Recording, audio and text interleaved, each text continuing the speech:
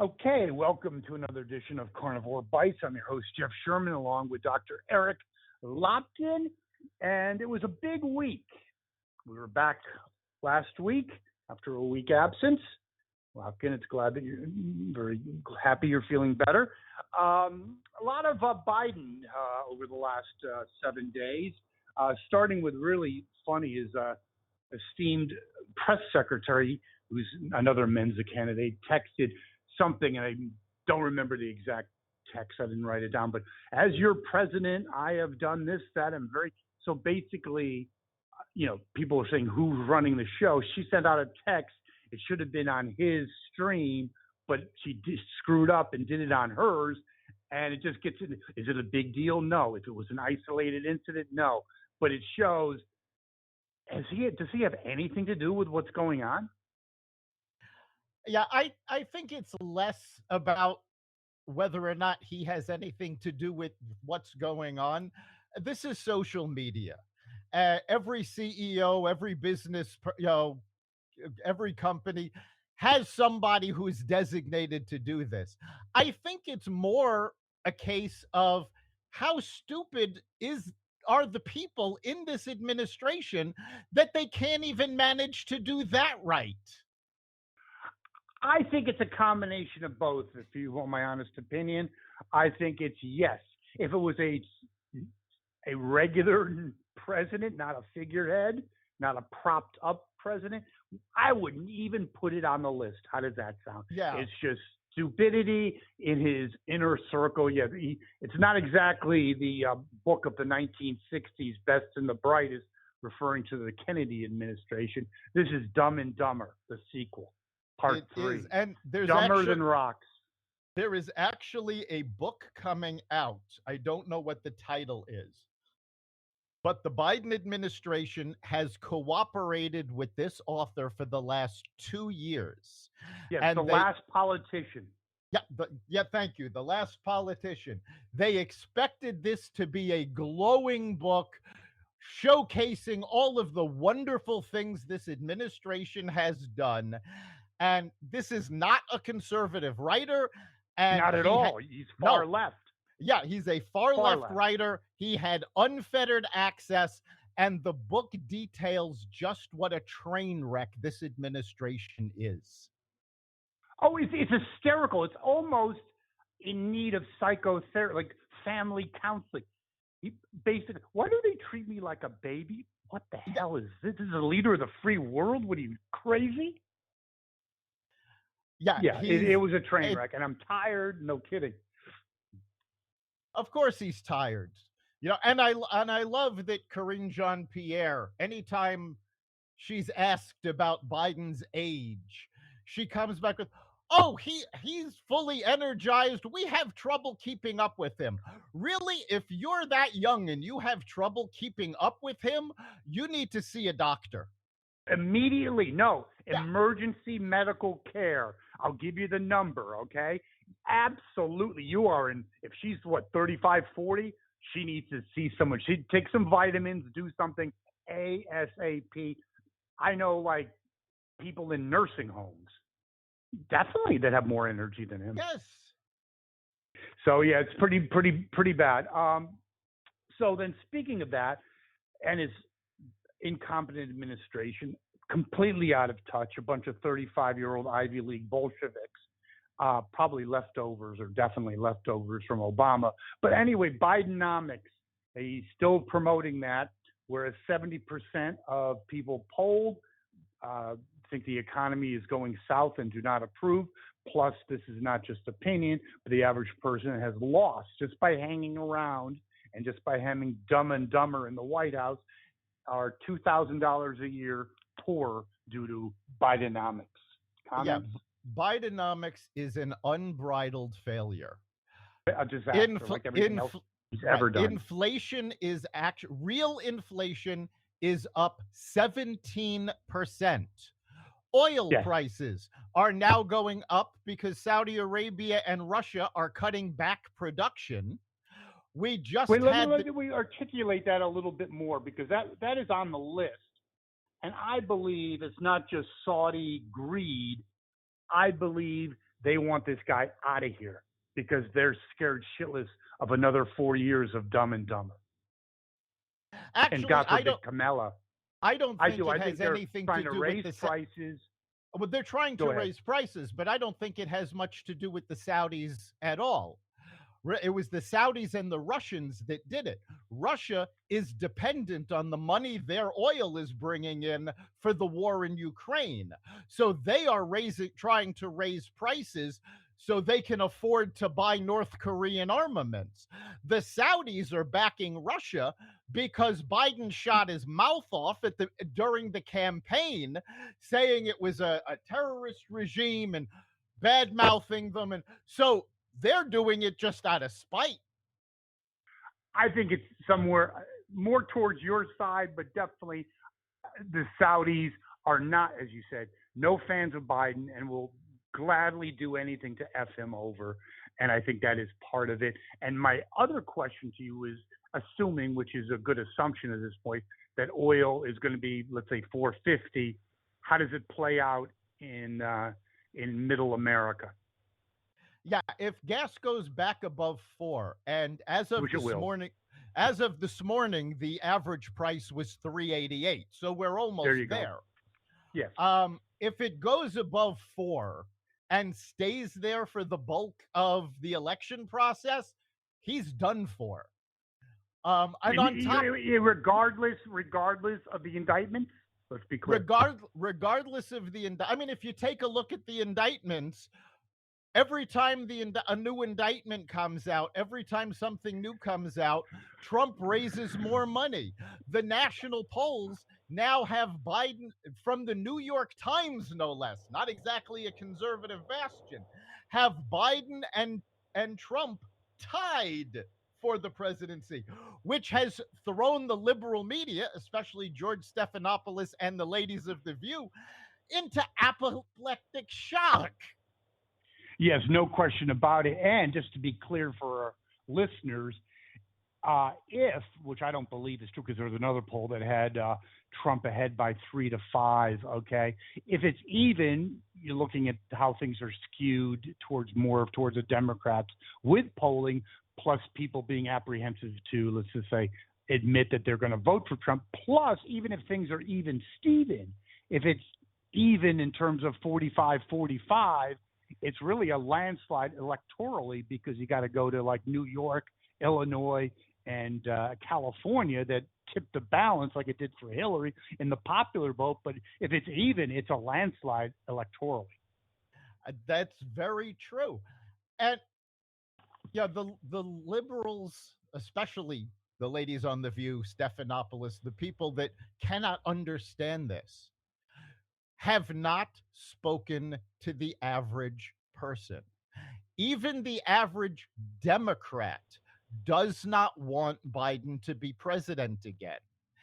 Most people, according to these polls, I think it was 53%, are looking at this as a two-tiered system of government, and whether they think that Trump did something or not, they don't want that. So it's not just about indictments. It's about the entire system that the liberals have put in place that people are saying, no, enough is enough. Wait a second, Lopkin, you have an amazing point because I've actually, again, no Trump fan, but I actually went through that thought process to share with you and our listeners that, yeah, this whole system needs to be cleansed. And I don't care if Trump's an idiot or a shithead or an egotistical moron. Business as usual ain't happening. Do you think more people are feeling that? More people are thinking that way. I had a conversation just this morning on Truth Social. Now, Truth Social, very pro-Trump. It's his platform. But somebody asked me, and I use Truth Social a lot just for general business, not just for politics. And actually, the folks at Truth Social have been promoting my account because I'm not just doing politics. They're trying to get people to use it for other reasons. But somebody asked me if I was a Trump supporter. And I said, not really. I said, if my only choices in November are Trump and Biden, I will vote for Trump. But we need to move forward. And both Trump and Biden are moving in the wrong direction. It's looking backwards. And this on this pro-Trump platform, a lot of folks are agreeing with me. They're saying, yes, we like Trump. He's probably not the best choice, but hey, if he's the Republican candidate and the Democrats can't put up somebody other than Biden, and there's no viable third party candidate, they're swinging for Trump. And do you think that's true with independents as well? It's it's been shown on independents. It's been shown on more centrist Democrats. This has come up in poll after poll. People are tired of this, and they think the only way to do it is to show the Democrats that they can't get away with it. I would agree, and yes, I think that's a huge factor because obviously it's been all orchestrated. And the other factor is what we just alluded to or discussed, minutes ago. It's oil prices. I think people, because you had that spike, time flies, a year and a half ago, a year ago, it went down. You drained the oil reserves.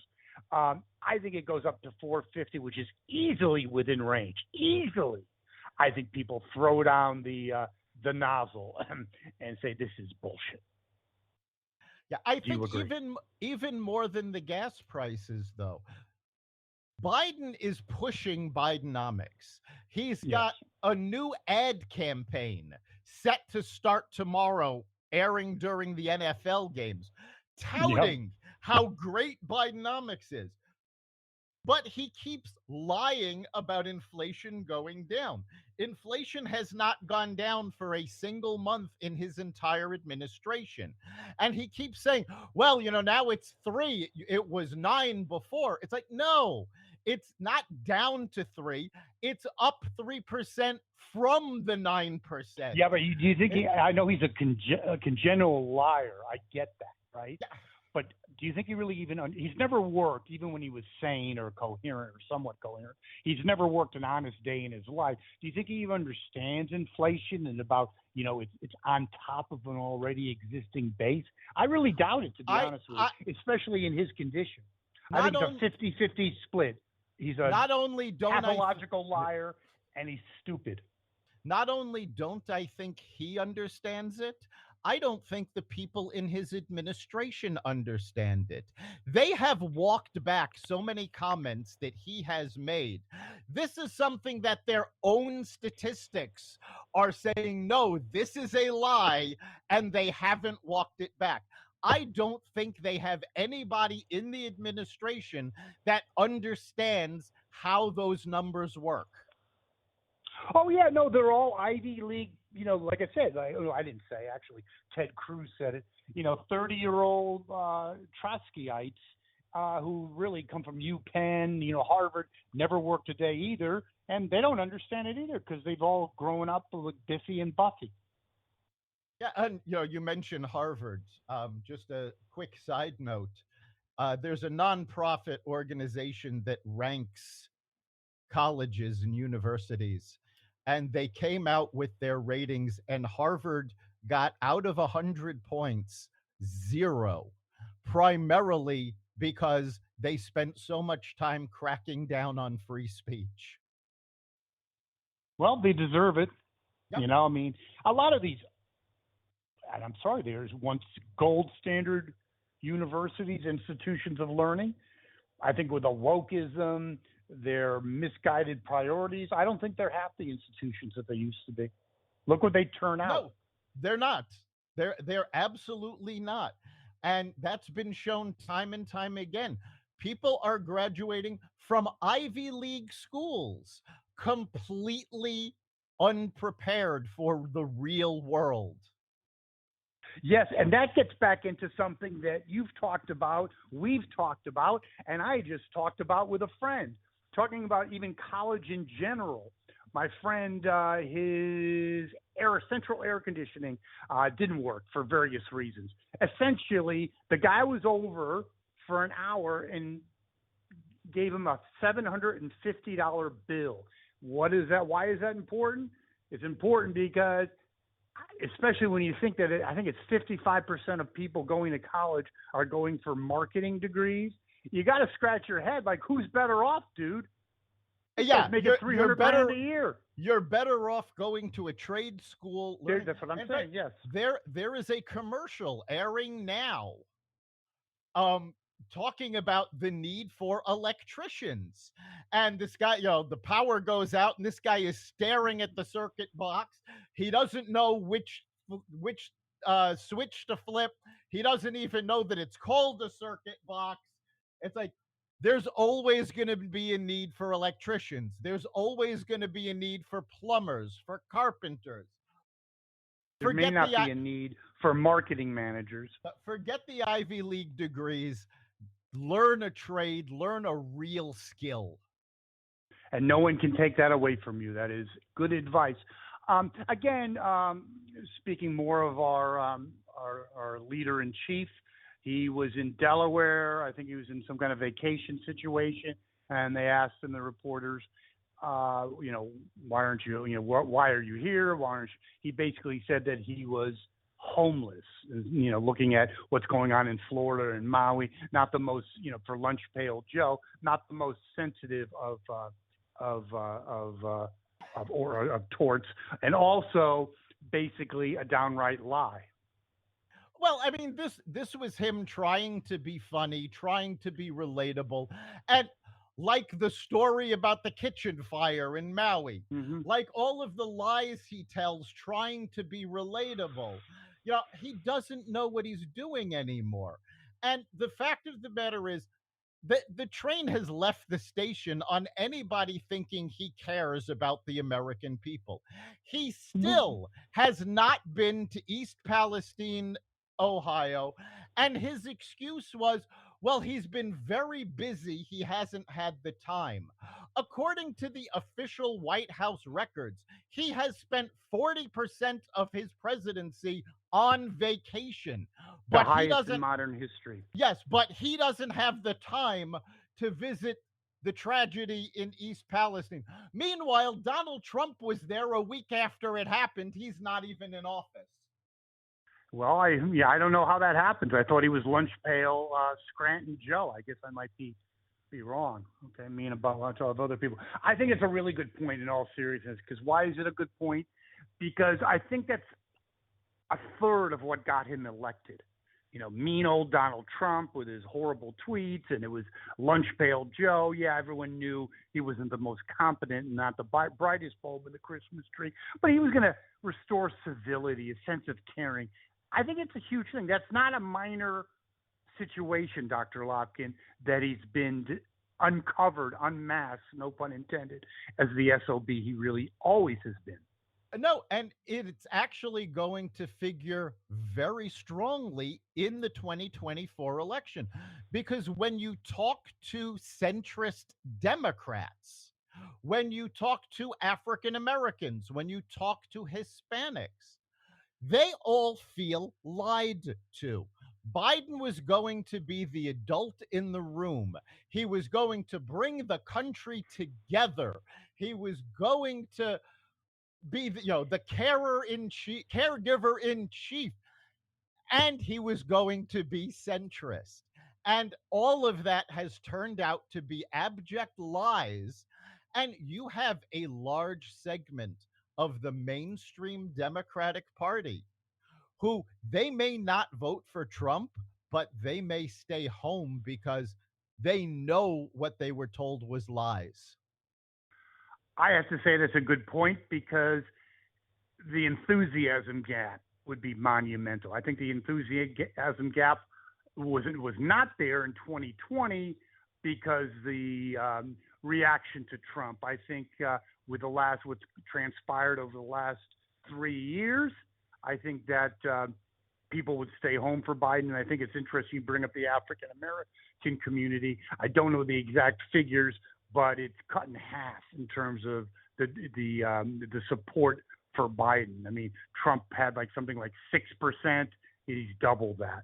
Yeah, and you think, okay, 12, there's no big deal.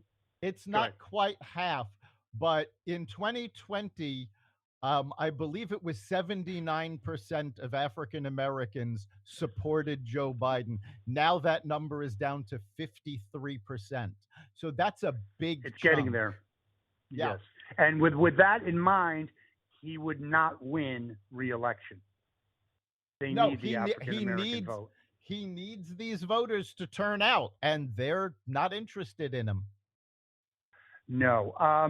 But he'll do anything to buy an election. He's redoubling down on the student loan forgiveness. I don't know where that's going, but that's a blatant attempt to buy youth vote. There's zero enthusiasm. You talk about African Americans. Sorry, excuse me. With young people, there's literally zero enthusiasm because they're looking forward to a shitty future with his bonehead in office. So there's zero enthusiasm. He's trying to buy them out with student loan forgiveness. Your thoughts? Yeah, well, I mean, that's all he's ever done. I mean, that's been the Democrats' playbook for quite a long time. And in fact, I remember somebody telling me that they would never vote Republican because the Republicans didn't vote for extra stimulus money for, to go. Not he was working, there was no need for the extra stimulus, but they didn't vote to give him money, so he's never going to vote for them. Really? That's it. So you're basically saying you need to be bribed to vote. Well, isn't that one of the key center underpinnings of the Democratic strategy and philosophy? Yeah, Cell and phones with Obama, Obama phones. I mean, it goes back to Johnson. yeah, let's give away free stuff. Never mind how we're actually going to pay for it because none of it is really free. Let's give away all the free stuff we can have, buy as many votes as we can. But you are seeing that that's starting to backfire. And we're seeing it in California when uh, the panel for reparations recommended this ridiculous number that California could never come up with the money. They could tax every citizen of California 99% of their income, and they still couldn't raise the money for what this reparation council had recommended. And now they're going, oh, well, that's not even on the table. And you have African Americans going, you promised us you were going to do something, and now you're not. It's all starting to backfire because the costs have gotten too high. Interesting. And also on the African American front, I found this fascinating. I never would have imagined this to be something that would ever happen. But the indictment, Trump's treatment by the legal establishment actually resonates with a lot of African Americans, not because they directly, but because how African Americans were traditionally treated by the justice system. I found that fascinating. Yes, there have been a lot of comments from African American leaders about the fact that the African American community is seeing how the Justice Department and how the justice system is treating Trump. And they're going, oh, look, it's not just us. They'll do this to anybody who they're afraid of. Exactly. So I thought that was very interesting. Even though Trump's a billionaire, there's some, it does resonate not with everyone and some people in the African American community. And kind of wrapping up the whole Biden situation, he'll be the first president not to officially acknowledge by attending one of the ceremonies 9/11. Your thoughts? Yeah, I think this goes to show just what a piece of shit Joe Biden Thank you is. very much. Yeah, I don't care that you'll get booed. You are the which he would. president. You are the president of the United States. And that was a defining moment in our history. To ignore it and go up on a junket to Alaska is absolutely unforgivable. And quite frankly, I hope every person that every first responder, every soldier that responded to the call after 9/11, every one of their family members needs to tell Joe Biden, we are never going to vote you for reelection. Yeah, I agree. How cold, if you're obviously it's not like World War II where most of those people are no longer with us.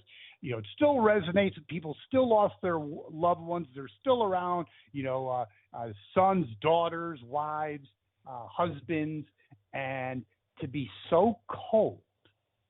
I think he's a coward. How do you like that? Because I think it's two things. His handlers know that he could say something really effing stupid, like this reminds me of the fire that I almost lost my cat. No, this is not. 3 years ago, it would have been a joke. It's no joke. We know. Jill and I know about loss.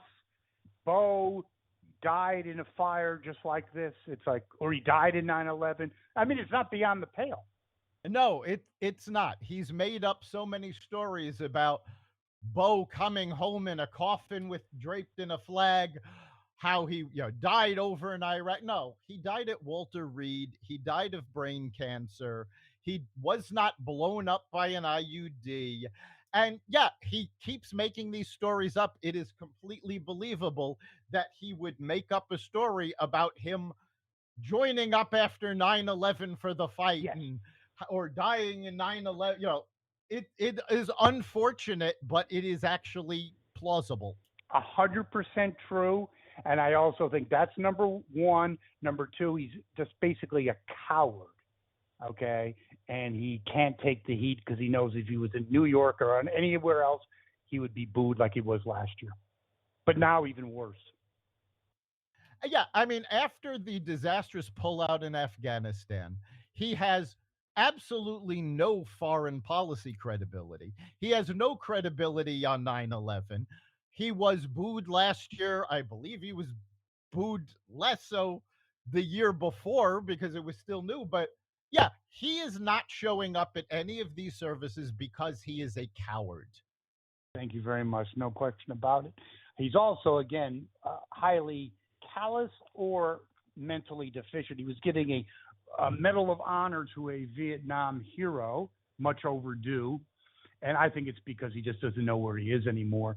Before the ceremony ever ended, he left.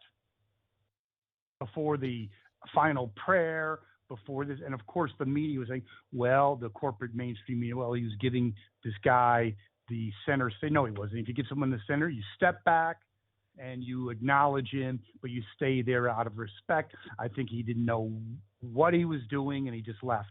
It's really, is it funny? Yes, but it's chilling. No, I don't think it's funny at all. It is completely disrespectful. It shows he is incompetent.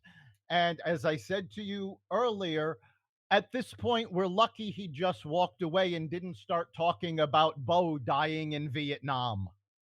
That again, that would be totally within the arena of possibilities, unfortunately. But yeah, I think his staff is scared shitless. They cannot. He's no way he's debating. No, I don't know. They're scratching their heads. Even some Democratic people, senators that wanted to be named nameless, said that basically we're stuck with Biden. Although people have been suggesting that Newsom has been being bantered about another genius.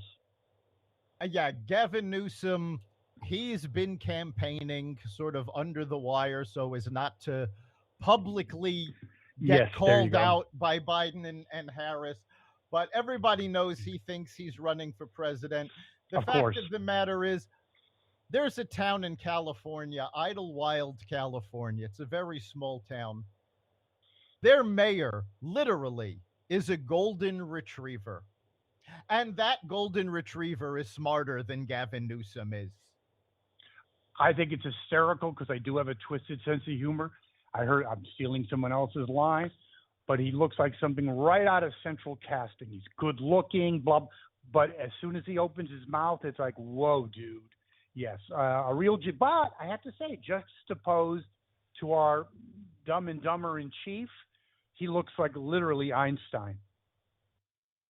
Yeah, and that's something that will work in his favor. Not just that he looks good, But when he talks, compared to Joe Biden, compared to Kamala Harris, he sounds so much smarter than either one of them.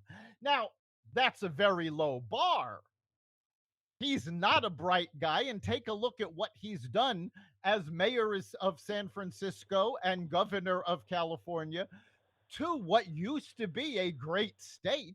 It's now falling apart in massive deficit after being bailed out by the federal government. Crime is rampant, homelessness is rampant, and he thinks his policies are going to go over with the American public because that's what everybody wants in their backyard, more crime and homelessness. But isn't it indicative of a lot of politicians? I will say, especially more on the Democratic side, and Biden. I love this guy, Greg Kelly, on Newsmax, and he was going through a kind of retrospective on Biden, talking in the early 80s. And basically, he stops the tape and he goes, there he is, high on aspirations, low on talent. That summarizes Biden. It also summarizes Newsom, among others. It zero really accomplishments, zero talent, zero imagination. It really but does. High And, on it. Go ahead. Democrats need to watch more old television because, I watch Johnny Carson episodes very frequently. So do I. And he constantly in the monologue talks about what a buffoon Joe Biden is. And this is long before anybody thought he was going to run for president. But this keeps repeating himself. And this is why back when we were on terrestrial radio, I was so hard on Obama because during Obama's first campaign, A&E ran a marathon of Walter Cronkite Presents. And these were Walter Cronkite. It was a series that Walter Cronkite did where he would go through a year or several years and talk about the events of that year and what was going on. And when they showed the episode covering the Jimmy Carter 1976 campaign, what they were saying about Obama in the current media at the time was exactly the same as what the 1976 media was saying about Jimmy Carter. Those who fail to learn from history are doomed to repeat it. And that's what we keep having over and over. Without question, unfortunately. Again, we're looking at the age situation. We were both, actually, we went to the same concert years ago. The Stones have come out with their new album after 18 years. First of all, thoughts on that, just real quick. Yeah, I don't know that I even care. I mean, I agreed. Yeah, but there's wait so, a second. there's so many bands that their time has come and gone, and it's time to retire. Yeah, 100%. But wasn't there a time when you hung on the release of a new Stones album? I'm talking sure. Years ago. Yeah, but that was a long time ago. 100%. But why do I bring it up? I bring it up because Pierce Morgan had a very interesting observation that he went to a soccer game with Mick Jagger, who is pretty much the same age as Biden, and he goes, it's not about age. It's about abilities, intellectual deterioration. He goes, he was at as I said, a soccer match with Mick Jagger, who was articulate, he was funny, he was engaging. You couldn't go. Biden would be having oatmeal coming out of his mouth. Your thoughts? Yeah, that's something, we keep hearing about the polls that are saying, do you think Joe Biden is too old to have another term? It's not about age, and it's not about Joe Biden. We have an entire group of representatives who are mentally not fit to be in office. Joe Biden, Dianne Feinstein, John Fetterman, Mitch McConnell. We keep seeing this over and over again, and nobody wants to talk about it. It's like, oh well, but it's mental health. It's you have to let them go. No, these people need to be at the peak of their game. And in comparison, Take a look at Bernie Sanders. Bernie Sanders, I believe, is a year or two older than Joe Biden. And he's an idiot, but he's got all his faculties. He's out there running around. When he does a Sunday show and they're interviewing, there's no question that he knows what he's going to say. He's sticking to script. He has his faculties. It's not about age. It is about the fact that if you don't take care of yourself, this is what happens to you as you get older. And in the case of John Fetterman, when you have a stroke, if you're not careful, this is what happens. And we have to look at our elected officials and say, are you at the top of your game? And in these cases, they're not. Without any question. But I will bring up this. It's a broken system. Our founding fathers never intended politics to be a full-time job or a forever job. You work in the farm, you serve 2 years, you go back to your vocation, your family. And it really brings, why do I bring it up? It's not a history lesson. It's a lesson in how corrupt our government is. Why would you ever quit the easiest friggin' job in the world? You don't have to work. You get paid shitloads of money for doing nothing. You basically get the benefits of insider trading. You go into Congress or the Senate worth $100,000. You leave worth $6 million. That's not exactly what Ben Franklin and Thomas Jefferson were aiming for. No, being a congressman, being a senator, being president was supposed to be public service. It was not supposed to be a meal ticket. It certainly was not supposed to be the family business where seats are handed down from father to daughter, from mother to daughter, from father to son. It is ridiculous. We need to put in term limits. You serve 2 terms, you're out. Done. None of these pensions that get your salary for the rest of your life.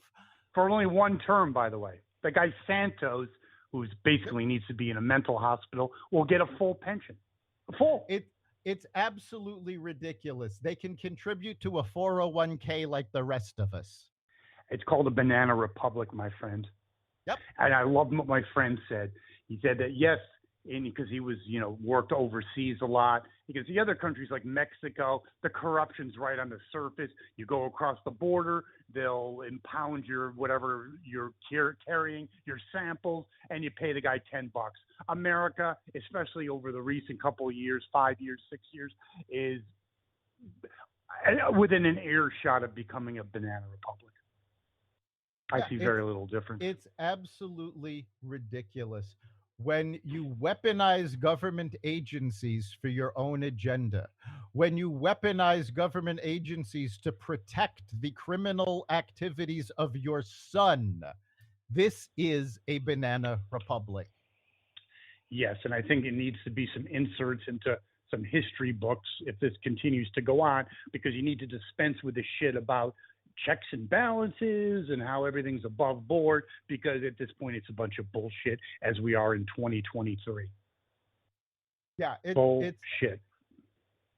And I honestly think that the biggest part of this, the biggest problem and contributor, is the fact that our schools, never mind the colleges, I'm talking about K through 12, don't teach civics anymore. They don't teach how government is supposed to work. People out there think that the Supreme Court are legislators, that they are making law. No, that is not what the Supreme Court does.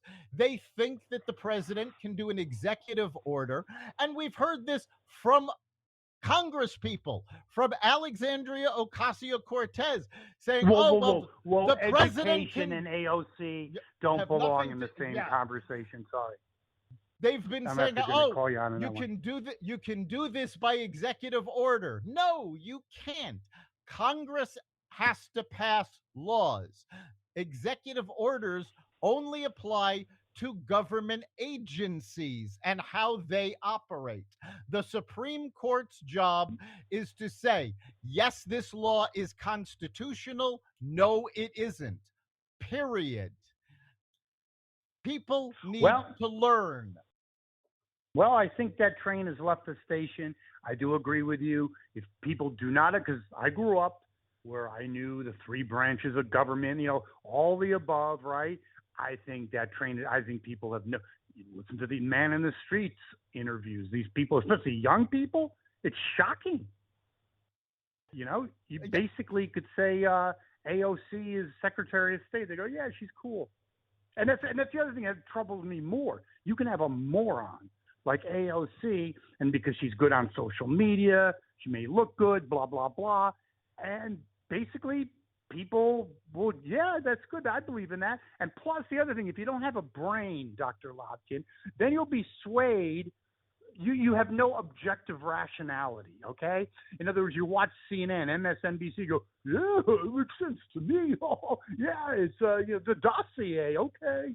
That's where we are. Well, Sorry, the it depends on a problem dummy. is they're believing what they're being told Because they don't have based the on brains to think otherwise. more than that, but based on the echo chamber they're listening to. And the perfect example was, and I don't remember what media outlet it was, but they went into Greenwich Village back. This is back when Trump was touting his tax plan, and they gave some details about the tax plan and called it the Trump tax plan. And people, oh, that's terrible. It's never going to work. We're all going to pay more taxes except the rich. Then they gave details of the exact same plan and told people it was Bernie Sanders' plan. And people said, "Oh, that's great. I love that. We need to support this." Because they were told that the plan was either Trump or Sanders, they went, oh, yes, that's wonderful. No, they had no comprehension of what the tax plan was, what the implications and results would be. It was simply which side was promoting it. And it goes back to your original point. When you have a uninformed public, that's what you get. It basically, and it plays into the Democratic mindset and their agenda, because it's supposed to be the party of science and all this guy's all a bunch of shit. It's an emotionally based party, and lack of education, you make decisions like an animal, more on emotion, so it works to the Democrats' favor. Yeah, and An I mean, uninformed populace. it is absolutely ridiculous. And you start seeing Bill Maher again went off on the Democrats. Now, he's not a conservative. He's the same liberal he always was. But because the party has moved so far to the left, they can't defend against his arguments because he's still a liberal, but even he's going, you guys have gone off the rails. Yes, and I think that is a very good canary in the coal mine, because I think, yes, he is a dyed-in-the-wool, has been forever. I enjoy sometimes his comedy, but he's a super liberal, and he's even had enough. So I think that's something to be considered if you're a Democrat. Now, on a much lighter note, wow, you talked about Johnny Carson. That train has really left. It's a bullet train, and it's out of the station, because they had the current crop of late night hosts: Jimmy Fallon, Jimmy Kimmel, Seth Meyers, and what's the other guy's name? I can't think of him. He's so good, from CBS. But anyway, they had this Force 5. Oh God, yeah, Force 5 podcast. And trying, supposedly supporting the writers.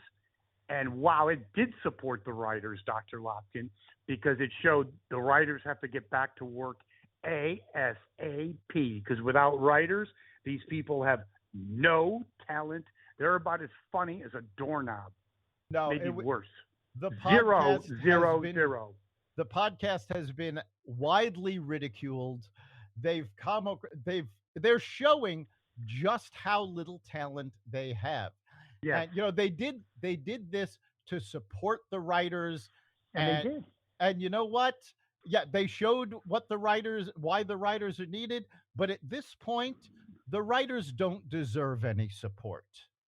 Over the last 2 weeks, it has come out that more Hollywood is actually seeing more evictions because people in Hollywood are not working because everything's shut down. The writers don't care. The writers recently turned down an offer from the studios that included salary between $11,000 and $14,000 a week. Ooh, where Yeah, do I sign up? they don't deserve any support. When you are being offered $14,000 a week, and as we said at the beginning of the podcast, the average family has lost $2,000 thanks to Bidenomics, you don't deserve support. Does that go into possibly, we didn't discuss this before our podcast today, but an article that I saw that basically, which used to be the death knell at 55, may God bless you. Companies are actively trying to recruit 55 plus because the new generation, with Generation Z, are incapable of work, dedication, and follow through. So you'd rather have an old geezer at 60 years old doing something. You're going to be reliable. They're going to show up. They have a good knowledge base. They know how to write. They know how to spell potentially. And that's never. It used to be 55. Good luck. What do you think of that, Lopkin? And does it play into the fact that people? How does it relate to the writers? It relates to the writers because a lot of Generation Zs and younger people don't really have that much of a burning desire to go to work. No, and that's what this is all about. It is about work ethic. Older workers have a work ethic. That's how they were brought up. And yes, companies are trying to hire more of them. I will tell you, my son is Gen Z, and I brought him up to have a work ethic. And what has happened is he has gone to work for some companies that the company went out of business, so he lost his job. He has taken temp work. He has never been out of work for long because he will work. The work ethic is the number one skill that employers are looking for now. Number two, by the way, is your communication skills and being able to talk with coworkers and not be on your phone texting all the time. And that goes into the whole 55 plus. And now just comment on that. I mean, when I was in business, 55 was basically you're out to pasture. You don't think that's a noteworthy phenomenon that companies are actively trying to recruit 55 plus? That was unheard of 10 years ago. Well, when we were on terrestrial radio during the Great Recession, remember that? If you got laid off and you were 55, we were talking about the fact that you may never work again. Yes. And wait a second, I got to interject one thing. And thank God we were wrong. Remember when we had that psychiatrist? He was on 60 Minutes. He was like 10 years before. He was like the man. Then he pulls up. He's like 350 pounds. I don't know if you're in that. I don't know if you're in that segment. But basically, it was one of the greatest ones ever. A guy calls up. He goes like, "I'm 55 and I lost my job." So he's thinking he's going to get support.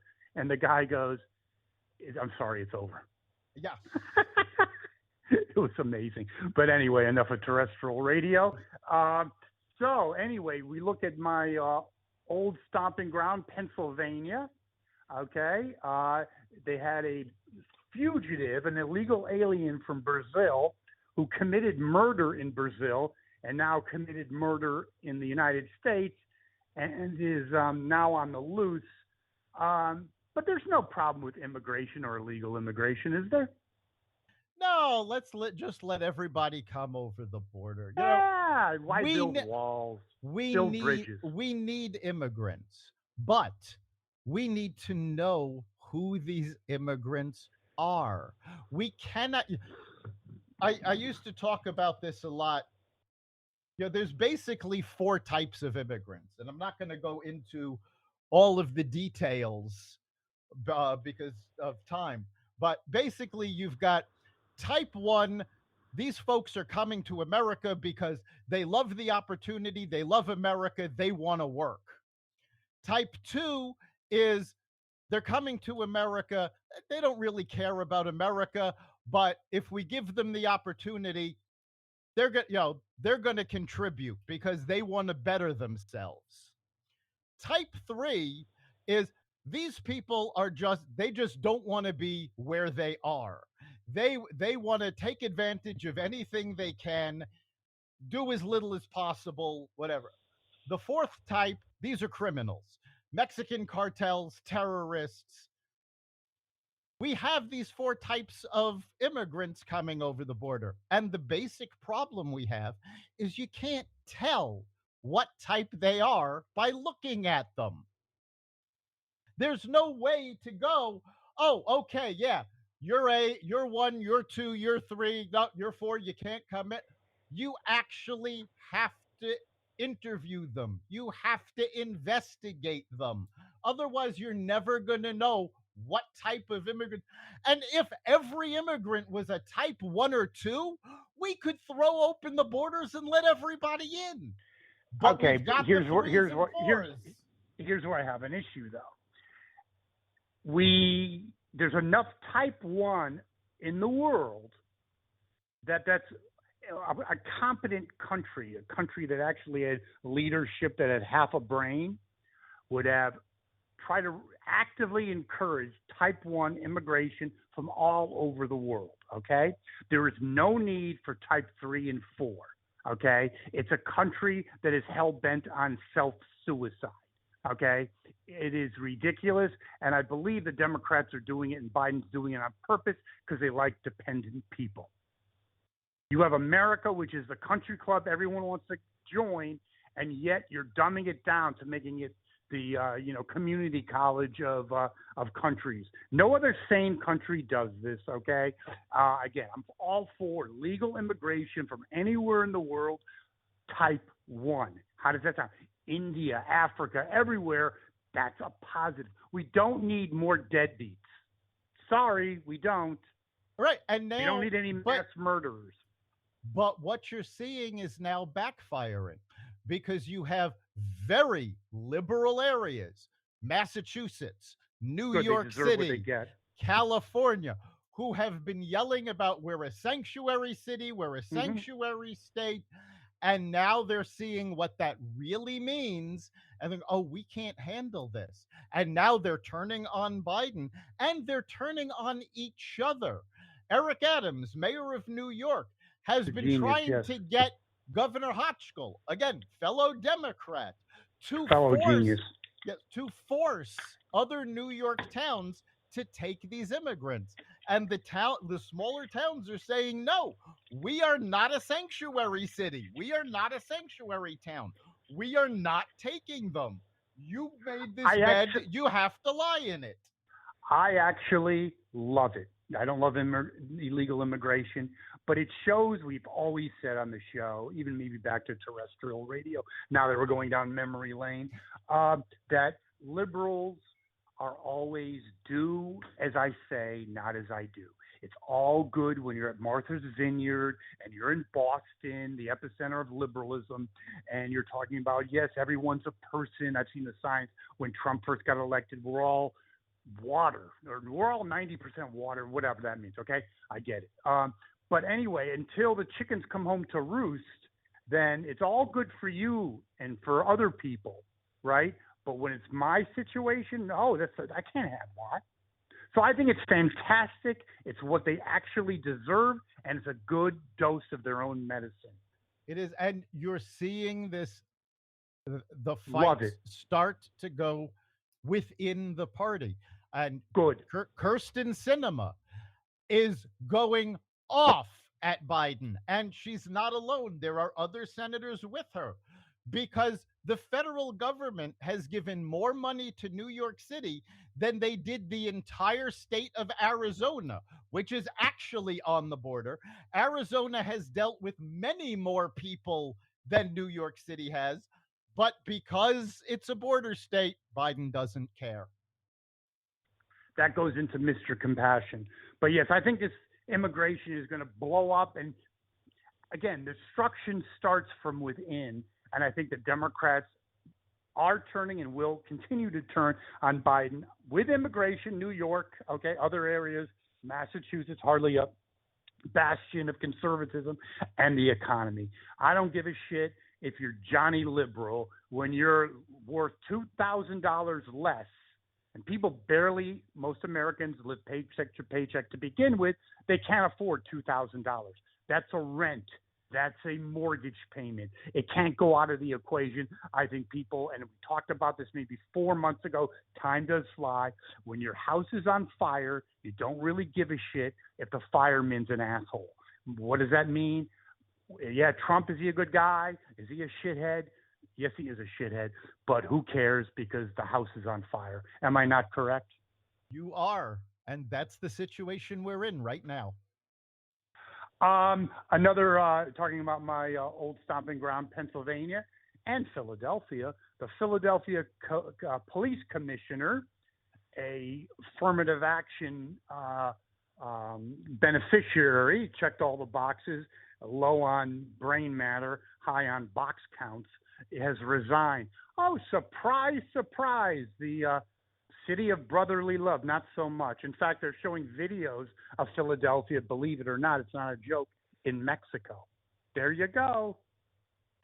Yeah, the city is on fire. They're having a crime wave unlike any in their history. And yes, this woman was not capable of doing the job. Anything. So now she is going to be the deputy chief of the Port Authority of New York and New Jersey, which means she is responsible for the security at all of the airports in the tri-state area, the tunnels, the bridges. And she got that from her talent, not because she checked the boxes. So potentially, or not potentially, in reality, you have people that check the boxes a la Kamala Harris that will have perpetual employment until they choose not to. Not based on merit, based on boxes. Yeah, and that's the big problem. We have to get back to focusing on merit. If you want a job, you have to earn it. You have to be qualified to do the job. If you want to graduate, you need to be able to pass the tests. You need to be able to read, write, and do math. We have to stop saying, oh, we have to make everything easier because they can't live up to the standards we used to have. No, we have to make sure that they can meet the standards. And the fact is, anybody, if you put in the effort, you can meet the standards. Okay, You but can isn't raise that yourself up. okay? Isn't that what you used to work with him? I forgot his name. The African American guy from Fox Business. Blah, blah, blah. I forgot his name. Charles Payne. I like him.